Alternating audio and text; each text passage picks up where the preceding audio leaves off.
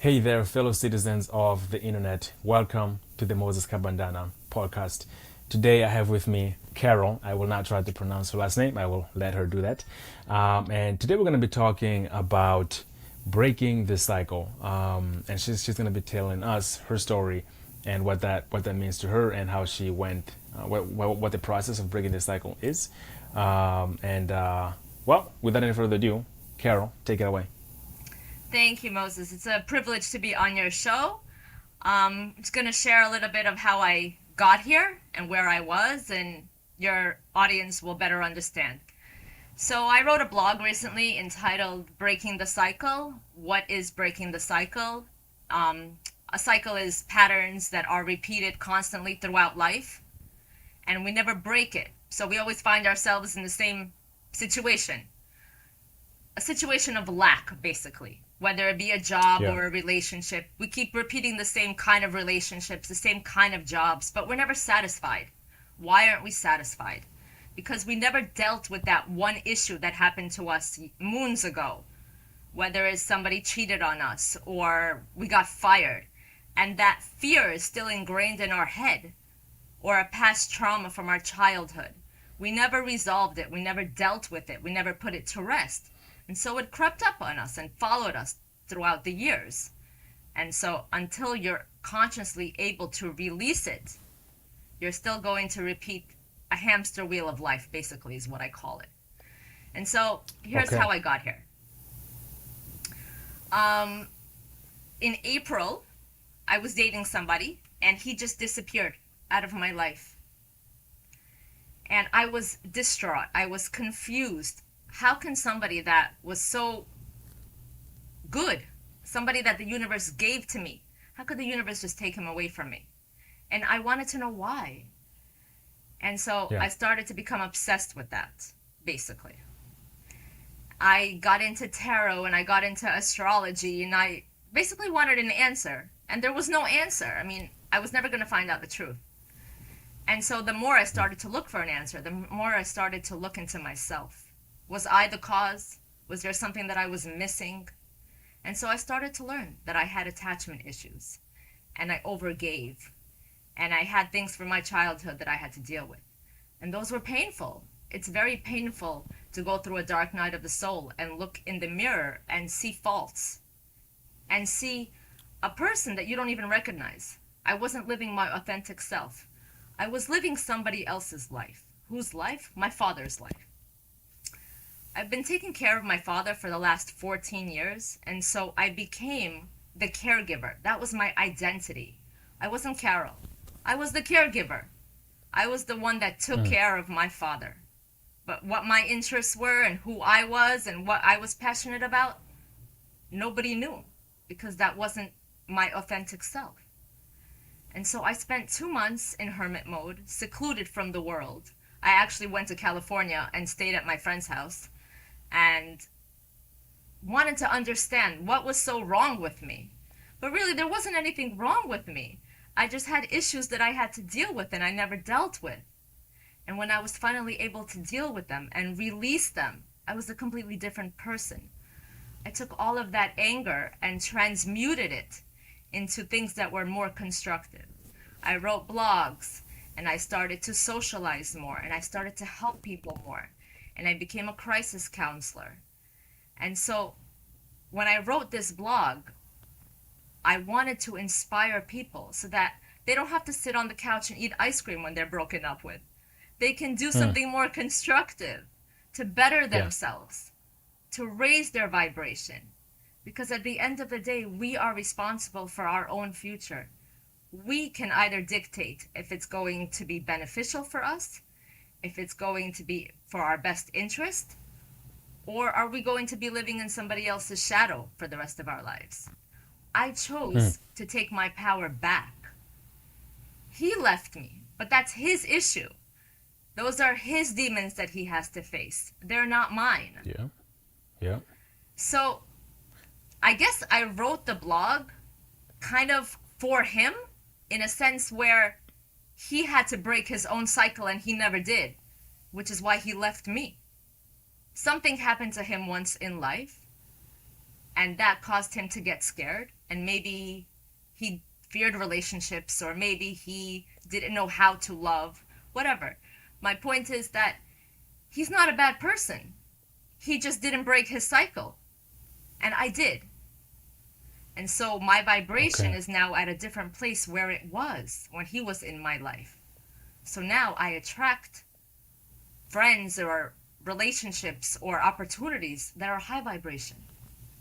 They always say like attracts like. And so when you put yourself in a mindset where you're high vibration and you tell yourself, I will overcome, I will attract what I deserve, and those things will come in time. Okay. Let me ask on. You mentioned attachment issues, which were some of the things that you started finding out about yourself. Right. And the other thing that I understood was that you took on the identity of a caregiver first before the identity of the true Carol. Right. Yes. So those are two huge things to find out. So let me touch on the attachment issues. What was the process of finding that out? And like, what was that like? So if you all of a sudden find that you have this attachment issues, in my head I'm thinking, okay, that can take you to two paths, right? One path can be, oh well, it is what it is, I'll just deal with it the way that I've been dealing with it for the last however long. The other path can be the path that you took, right? Which is to try to understand the effects that this attachment issue has had on you. So I guess I have like two questions. Question one: what was the process of finding? What was the process? What was it like to go through the process of finding out that you have this attachment issues? And then two, what does it feel like to find out that you've been living this life that you have taken on this identity that does not necessarily belong to the true you? I'm gonna be real with you. It's scary as all hell. It's literally, Okay. I thought I was gonna go insane when I realized all that. But let me just start from my dad and the identity stuff. So I became a Yeah. caregiver for him because my mother passed away and there was nobody to care for him. He was my dad. I had to play that role. And he lives Yeah. with me and I care for him now, but it's different now. So before he was my life, my entire life, I lived for him. All the decisions I made were around him. I was kind of like the Yeah. backstory. And so when I came into my own power, I made the decision that even though I love my dad, there had to be boundaries with my dad. I had to be number one. I had to fill my own cup before I could fill anybody else's cup. That's how it works. Yep. You have to take care of yourself before you can take care of other people. As far as the attachment goes, I realized that this went back years and years and years. I leached onto people for fear of abandonment. A lot of people are like that. We go into relationships that may not necessarily be the best for us. They may not be healthy for us. But because we're so scared to be alone, we leech onto anybody. Friends, family, relationships, even work. We don't want to, Yeah. we fear losing a job so much that we will stay and get butchered in a sense. We will, we will lose Yeah. money. We will get. The point is, what I'm trying to say is that we put ourselves in situations that are necessarily not the best for us, but we do so because we don't want to have lack. But what we don't realize is by staying in those situations, we have lack. Right? Yeah. Yeah. And so people continue to do this because number one, they're scared of leaving their comfort zone. That's all they know. That's all they've ever known. And two, well, what happens if I go away from this relationship? I'll end up alone. So it's better that I be in a toxic relationship. I'm still alone because what people don't realize, if you're in a toxic relationship, you're still alone because that person Yeah. truly doesn't care about you. And Right. if you're at a job that doesn't bring you up but rather bring you down and doesn't praise you for all your accomplishments and may not necessarily pay you as much as you deserve, but because we don't want Yeah. to be without a job, we stay in that profession. And so not only did I realize that I had all these issues, I realized that the job that I was in currently was not the job for me. So I left. So I turned my entire life upside down because I realized even my job was not the job that I was meant to be in. I was meant to heal people one conversation at a time. This is what I've always done. I've always had the art of communication, and I can talk to people and I can heal people and I can reassure them that they're not alone. And so this is why this whole thing started. The relationship I was in was just a catalyst for everything else. That's what happens. I'm a very intuitive person, so I believe in like universal law. So the universe will only give you what you can tolerate and what you can handle. But when the universe sees that you're not doing what you're meant to do, it will throw a tower moment at you. A tower moment is something significant that happens in your life that forces you to change. Okay. My breakup forced me to change.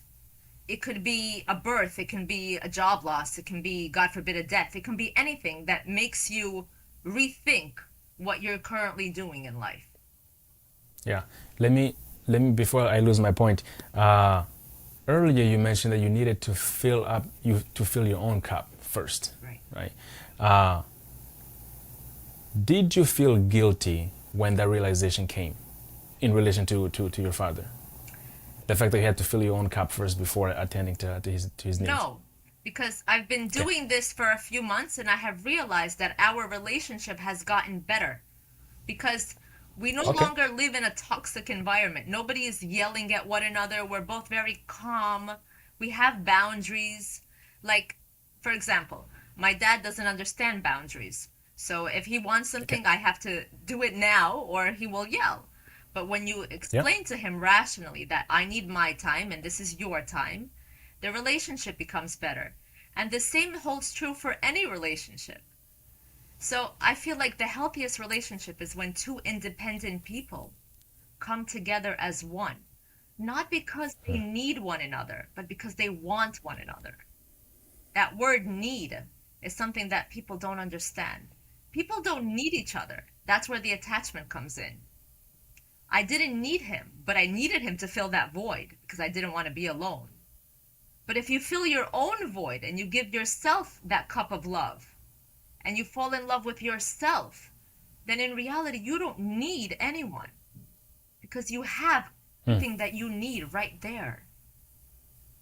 Okay. Now, allow me to step on your toes here for a second, and you can correct me. So, how do you know that, or did you go down the path of thinking that maybe him leaving was his way of breaking a particular cycle for him? Has that crossed your mind, maybe, or that's not valid? I never thought about it that way, only because ghosting itself is not very high vibration. If you don't want to be with someone, you communicate that with them, or you work on things, or you part ways.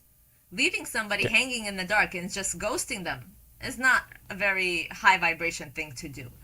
Now, I know what his breaking the cycle would entail because I know his backstory. I'm not going to air it on, on the radio because it's not my place. Yeah. But that's his past. And so until he breaks that pattern of where he thinks that all future relationships will be like my previous one, his cycle won't be broken. Yeah. And we do this, humans do this, right? So if somebody broke up with us, we think that the next person will break up with us too. It's a very human thing to do. So until we're consciously aware that we have this issue, it won't break. Okay. So another question that's not related to that, but you mentioned about creating boundaries between you and your father. Right. And so I guess the question is, in the process of your healing and finding out your past and your attachment issues and everything, did you have to create boundaries for yourself? And if so, what was the process like? I had to basically rediscover my identity, my life, my relationships, my friendships, and I cut out 95% of everything in my life because I realized that they weren't serving my Okay. highest best interest. And so even if I Okay. kept people, I still had to have boundaries with everyone because boundaries have to exist. The only way that you can be a high vibrational functioning person in society that allows you to live to your greatest potential is if you put yourself before anybody else. So there has to be boundaries with every situation, every circumstance, and every person that you meet. Otherwise, it becomes all of their baggage goes on top of you, and you're feeding off their negative energy. And nobody wants that. Nobody wants negative Yeah. energy or any energy that's not theirs in their life. No, that makes sense. That makes sense. I mean, it's like in the on the plane, right? When they're giving the safety briefs, they always tell you to put your own mask first before you help another person. So it is something that is understood conceptually, but in practice, it's hard to do that. So the whole phrase of "it's easier said than done." So can you give some tips, one, two, three different tips of what does it actually look like to set personal boundaries? So, for example, if my personal boundary is I need, let's say, within the context of a romantic relationship, I need an hour, half an hour a day to myself, or it's just me, and you bring that up to your significant other, and ideally, right, you would say, hey, I've set up this boundary, and this is what I need to feed my own being.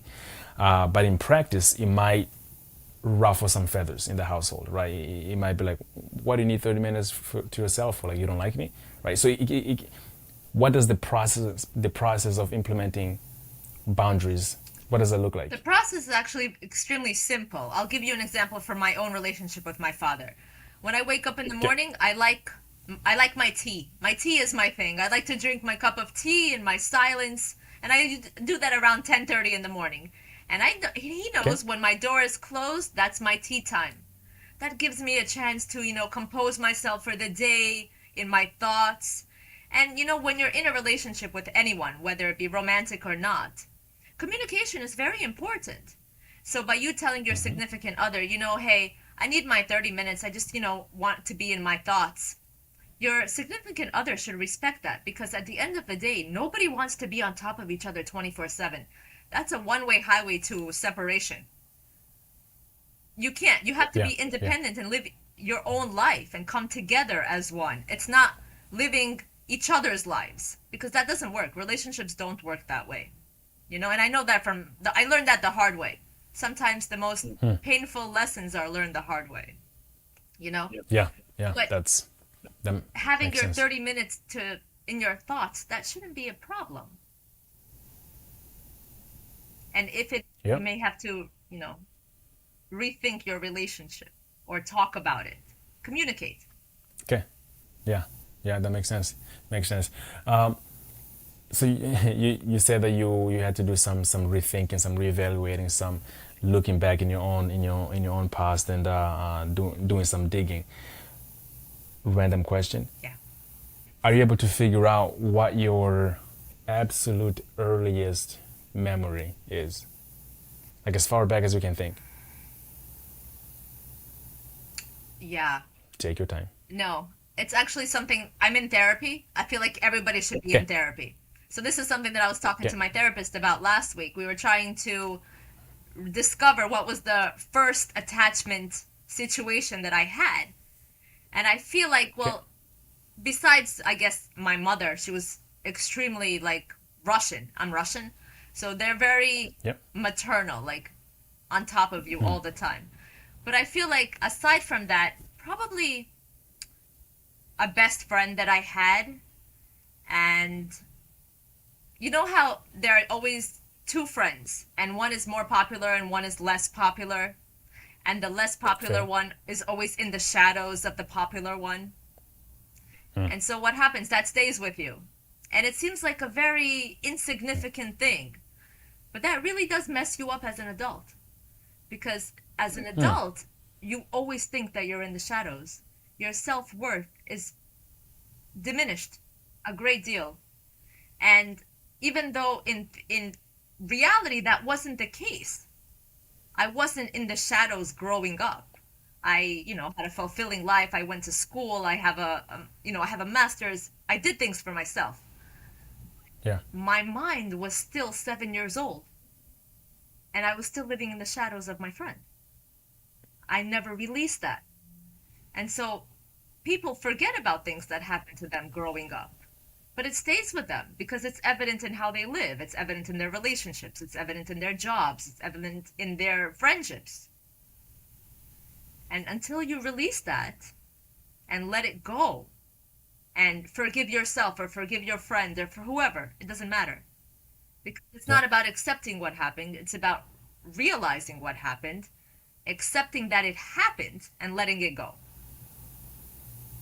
So what's So letting that go? is Yeah, so that's how you release it, is accepting that it happened, understand that you had no control over it, and letting let it go. go. That's is that the process of That's letting the go? process of just realizing that it happened, forgiving whoever it was if they need forgiveness, and just Okay. letting it go. It's very Okay. simple. In Does that Yeah, does that include forgiving yourself? forgiving yourself is the hardest thing. It's probably Okay. something that most people wouldn't even think that has to be done, but it's part of the process. You Yeah. forgive yourself for being in such a situation, for feeling that way. It's not your fault that you felt this way. You should never apologize for how you feel. Feelings and emotions are very important in this process because essentially you're healing. You're healing yourself from the inside out. And so Hmm. forgiving yourself or forgiving whoever is very important in this process. Are you are you in touch with your Russian roots at all? Meaning my family? Yeah, or like do you speak the Yeah. language? Do you Are there things that are of the Russian culture that you find yourself craving, missing? Just what it means to belong to a culture. Well, I was born here. My family immigrated from Russia, and my dad and I speak Okay. Russian at home. I live in a predominantly Russian community. Okay. As far as family goes, we have one of those messed up families where nobody talks to each other. Okay. And we've had that for years. I have no problem talking about it. It's just part of my life. And so it Yeah. became me and my dad. That's it. Two peas in one pod. And I love that. I love that I could share my life with him and he can share his with me. But I'm no longer one. I have my own identity. He has his own identity. We just come together when we have to, kind of thing. Okay. So the ghosting, the breakup, Yeah. happened in April. April. You said, right? So allow me to count here. So April, May, June, July. So you're on the 3 month thing Mm-hmm. here going. Um, do you feel like you've healed, or what does healing even mean for something like this? Something like this meaning something that's built on something else that is really old, right? So in this case, attachment issues. What does healing look like? Do you ever heal, or is it a transformation that takes a medium to long term? Great question. Or okay, Nobody yeah, is ever fully healed, and if anybody tells you that they are, they're lying. Nobody's ever fully healed because there are always going to things that come up, and you always have to perfect yourself and better yourself. Otherwise, there's no point in living. Our job as humans is to evolve and grow and learn. Otherwise, life is boring. And so, healing for me now is being able to accept I that I'm think not. Yes? I'm sorry. sorry, I lost you for about 6 seconds I there. don't know where I was up to during those 6 seconds. Okay, Talking about healing. yeah, Healing, right? yeah, yeah. Right. So, healing as of now, where I am at this point, 2.5 months later, is accepting the fact that I had attachment issues. I no longer have them because I understand that I am worthy. I am okay being alone. I fill my own cup. And I no longer need to leech on to people for fear of abandonment. Because I'm literally falling in love with myself all over again. It's literally relearning who you are as a person, what you like, what you enjoy, where you like to go, what you like to do. Yeah. And by doing all of these things and allowing myself to flourish in society, I'm not only learning about myself, I'm healing at the same time. Okay. Let me interject here with a quick question. Does this flourishing include reconnecting with old friends at all? In my situation, probably not. Because Okay. in my situation, I feel like I have to start over. And Okay. I don't know where that is. I honestly have no idea where I'm going in my journey. I have Yeah. surrendered to the universe, and I trust that wherever I need to be, I will be, and I will be guided. And so every day I wake Would up. you Yeah, say? go ahead. Sorry. Go ahead. Go ahead. No, I was gonna say that. Would you say that this might be like an off topic here a little bit, but because you've mentioned low vibrations, high Right. vibrations, the universe, and energy, do you think that that is to some capacity a substitute to People? something that closely resembles a god? Well, God, universe, Allah, anything. It's whatever you believe in. And so I'm Okay. Jewish. I believe in God. But when we're talking about energy, I don't really like to say God because I don't, I just say universe. But it really doesn't matter what you believe Okay. in. It just, whatever you're comfortable with. But it's the same thing, I guess. Yeah. Okay. Okay. Now you'd mentioned that you wrote a letter, a A blog blog. that excuse me, I will you're gonna read it to the audience here. Um, why did what made you decide to write a letter, a blog that can be super open? I'm assuming I haven't heard it, Right. but my assumption is that is an open heart letter, and to let, well, the universe essentially, to you. What led you to write it?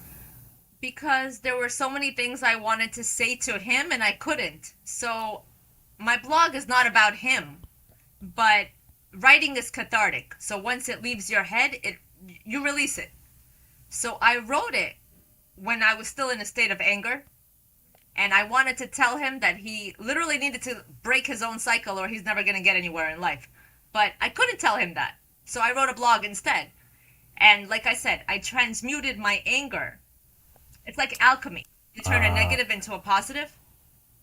And so okay, I turned a negative situation into a positive in hopes that it will inspire somebody else. okay, okay. I'm ready to hear it already.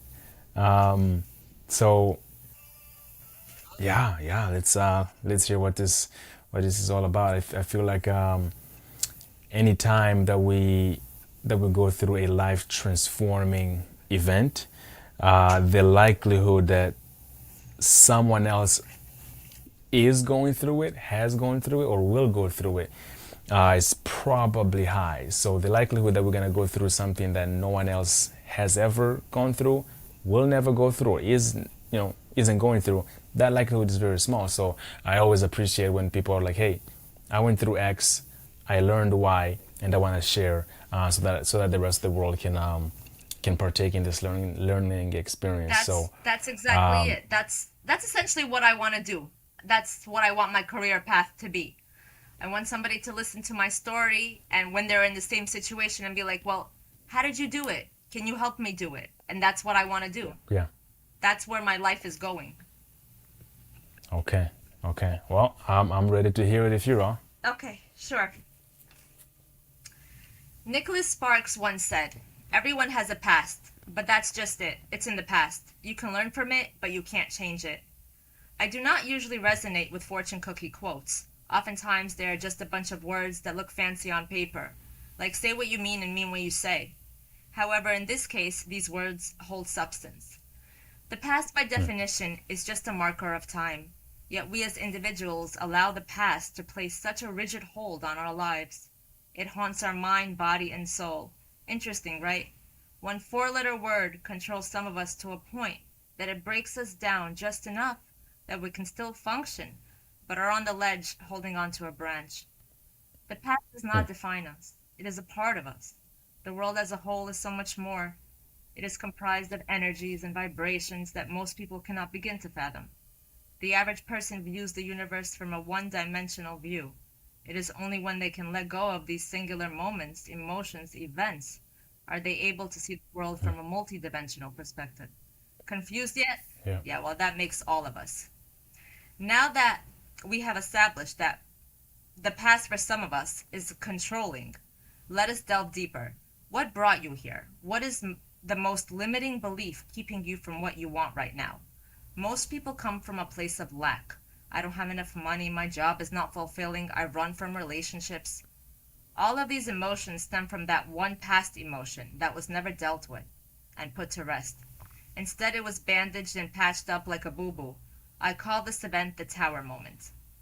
When my mom passed away, I felt my world collapse. Everything I knew or believed was just a blur. My best friend was taken from me, and I wanted to know why. For years, I closed myself off, seeking clarity for a question that I realized later I did not have an answer. I was forced to take the practical approach. My mom did not care for herself and in turn passed away. Often we think that clarity entails some Buddha-like fortune cookie explanation when simplicity is enough. Whatever tower moment you endured at one point in your life that you felt you were not worthy, trickled down years later, in turn causing you to live in a state of fear. This explains why your job is lacking and your relationships do not satisfy you. Perhaps a shift in perspective is needed. We cannot control the actions of other people, but we can control our responses. Let me decipher this one example. In true, unfiltered Carol fashion. If person X was an a-hole to you 20 years ago and got into your core, why would you give that person the validation to sit with that feeling for you for the next 20 years? That person does not deserve 5 minutes spent agonizing over them. The only thing this does is further put you in a lower vibration. I am not an advocate of revenge, not so much because I'm this peaceful angel from heaven, but rather I think the only revenge that is worth my effort is putting that energy into something that will benefit my well-being. Educate yourself, read a book, write a blog, join a meetup. A person is truly in our lives, people are truly in our life to support us, will be happy with our success. And those that are in our lives solely to see us fail will be miserable. This is when you start cleaning house, so to speak. Solitude is hard, but being surrounded by people who truly are not in your life to celebrate with you is far worse. As you continue this process, your intuition will tell you who truly deserves to be in your life. You will watch people fall and you will not even bat an eye. It is truly remarkable how our brain works. When we are open and receptive, we see things so much clearer. That person you thought was your best friend, your spouse that you thought was loyal, and even family, who by every sense of the word was supposed to give you unconditional love. When you live your life in a low vibration, you attract low vibration surroundings. It does not allow you to open yourself up to people who truly love you and want to support you. One cannot go through life thinking that everyone is in the shadow of this one person. Some people are truly good inside. Let go of the reins of distrust you are holding onto for dear life. It is exhausting as all hell. Your arms must be so tired. When we are destructive in our thoughts, our vibration depletes, and as a result, all of our relationships and surrounding environment follow suit. Only when we begin to see the world through love does our vibration increase, and as a result, everything around us starts going in our favor. The more present you are in the moment, the more clarity you will have to approach a situation as it comes. The more you let go and enjoy life, embrace it, that initial emotion and fear will allow you to truly experience and live in the present. Think of your emotions in tiers. If you're on level 1, your fears and negative thoughts see the world as gray and bleak. As you slowly begin to let go of those emotions, you start gradually going to level 2, and the world looks a little bit greener. Eventually, you get to level 10 and you see all the colors of the rainbow. And let me tell you, level 10 is hella sexy. To move forward, we must come to terms with the fact that most of us will never get the answers that we seek about the past. The future has yet to be determined. Fearing something that is a long way ahead serves absolutely no purpose. The consumption Yep. of fear is most likely stronger than what could actually happen if you let go. Thus, by process of elimination, we must in turn focus on the here and now. Allow yourself to experience new things and open your heart to new people. Ask yourself if your environment and everything that encompasses it truly serves your better good, rather than a vortex of negative space. You will be surprised at what you will find. It is interesting to mention that most of our emotions and fears do not come from the heart, but rather from the head. Our brains are programmed in such a capacity that it triggers both our emotion and our actions. Thus, I think it is wise to make decisions from the heart in some situations. Your intuition will guide you. Your brain can be susceptible to manipulation or trickery. I call it the joker. It can make you perceive something that is not reality. Be open and honest. Know exactly what you desire. Your heart will not disappoint. You know what, beautiful soul? That is okay. You are enough. You are worthy of love and beautiful gifts from the universe. You are accepted. Once you open your heart and embrace life and everything it is to offer, you will be unstoppable. Be a rebel for once. Rise up. Break the cycle. Repeat after me. I am worthy. My heart is open. I can move mountains without having to control them. And I am ready to kick ass. Like a phoenix from the ashes, they may defeat you, burn you, insult you, injure you, and abandon you. They will not, shall not, and cannot destroy you. For you, like Rome, were built on ashes, and you, like a phoenix, know how to resurrect. Wow. That that's beautifully written.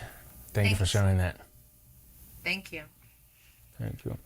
Wow, wow. I think that's a good place to stop. I hope this message runs into the right person at the right time. Yeah, and thank you again for coming to the Moses Kabadana podcast, Carol. I just want to say thank you so much for allowing me to share my story. And if any of you, any of your listeners out there find themselves in a situation where they want a way out but they can't find one, they can reach out to me and I'll gladly guide them along the way. Thank you so And much. yeah, where would they reach out you at? What's your do you have like social media, email, website? I'm on Facebook. You can look me up, Carol. You didn't write out my name, but it's should I spell it out? Yes, ma'am. Shepelskaya. Shepelskaya. I'm the only one, so you can't miss it. Okay, thanks again for coming to the Moses Kabadana podcast. Until Thank next you. time. Love and light. Bye Love bye. and life. Bye.